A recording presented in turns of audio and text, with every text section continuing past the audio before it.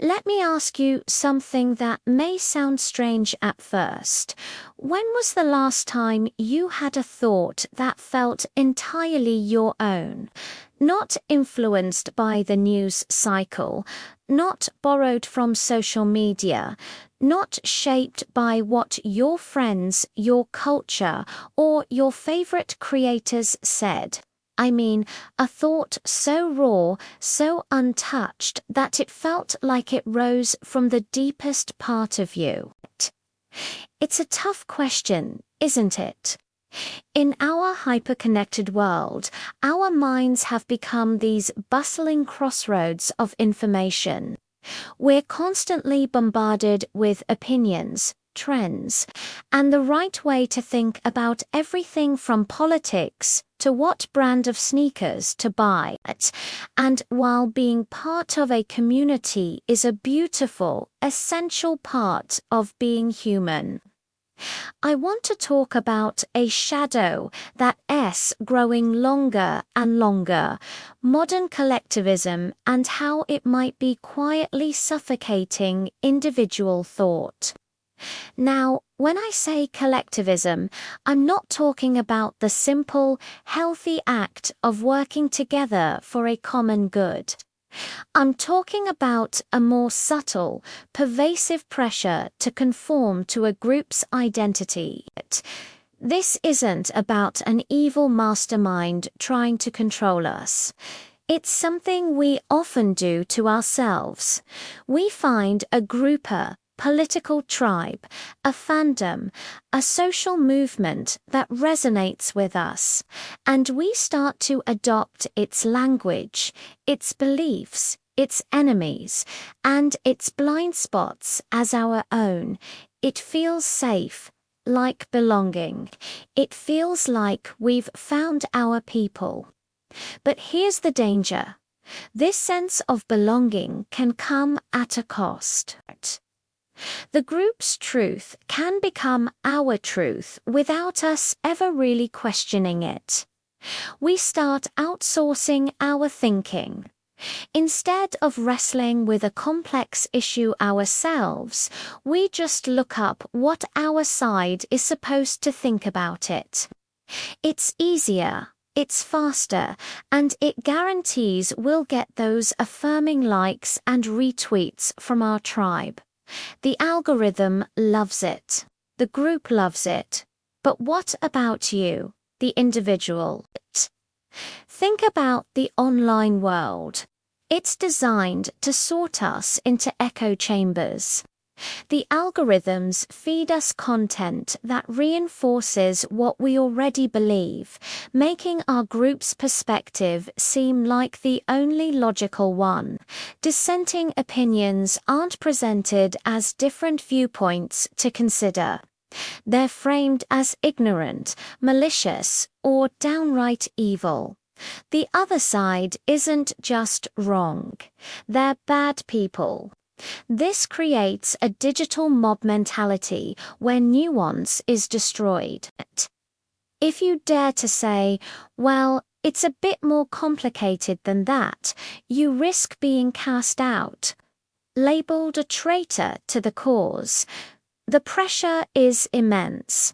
We see people getting cancelled or dogpiled, not for committing some terrible act, but for having a thought that deviates from the group's accepted script. So we learn to censor.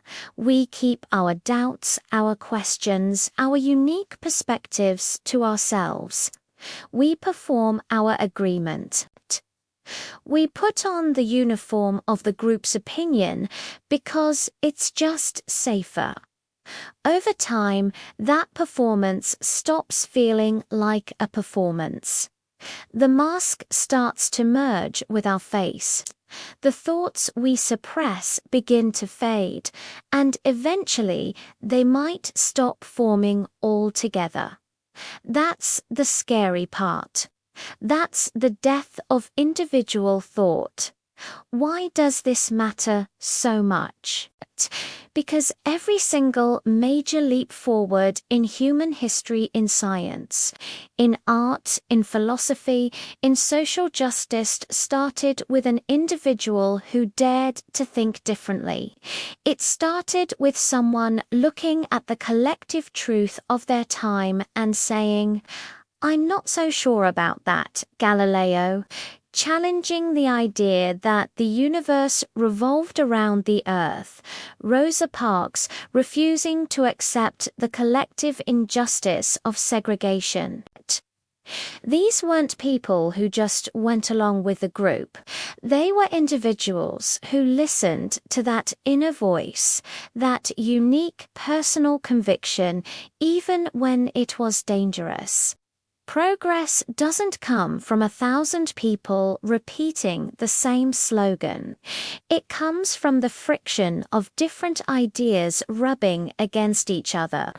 It comes from debate, from curiosity, and from the humility to admit we might be wrong.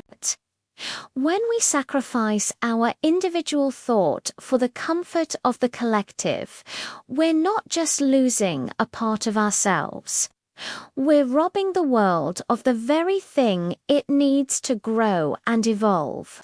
We're creating a fragile monoculture of thought that can be easily toppled, instead of a resilient ecosystem of diverse ideas. So, how do we fight this? How do we reclaim our own minds? It's not about becoming a hermit or rejecting all communities. It's about becoming a conscious participant in them. First, practice intellectual curiosity. Actively seek out opinions that challenge your own "don't do it" to find flaws and win an argument. Do it with the genuine intention of understanding. Follow people you disagree with. Read books by authors who see the world differently. If an idea makes you uncomfortable, don't immediately retreat. Sit with that discomfort. Ask yourself why it affects you that way. What assumptions of yours is it challenging? Second, embrace nuance. The world is rarely black and white. Most issues are incredibly complex. Reject the simple slogans and soundbites. It's okay to say, "I agree with this part of my group's view, but I'm not so sure about that other part." Holding two competing ideas in your head at once isn't a sign of weakness. It's a sign of a sophisticated mind. True intelligence isn't about having all the answers. It's about asking better questions. Third, and perhaps most importantly, spend time alone with your own thoughts. I mean, truly alone. No phone, no podcast, no distractions. Go for a walk. Stare at the ceiling. Let your mind wander. See what comes up when it's not being fed by the constant stream of external information. It might feel weird or boring at first.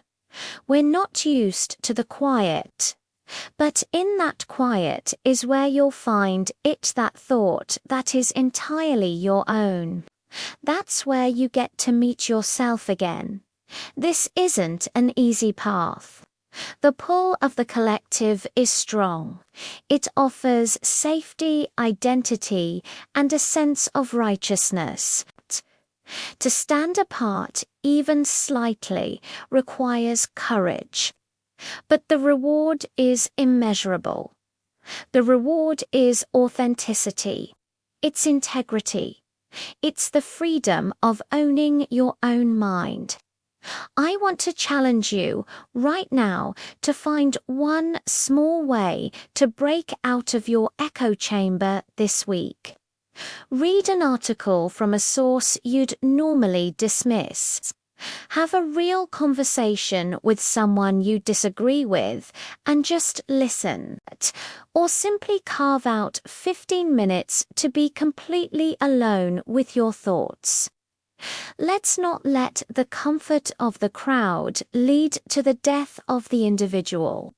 Our collective future depends on the unique, irreplaceable, and sometimes difficult thoughts that each one of us has to offer. Thanks for taking the time to think about this with me today.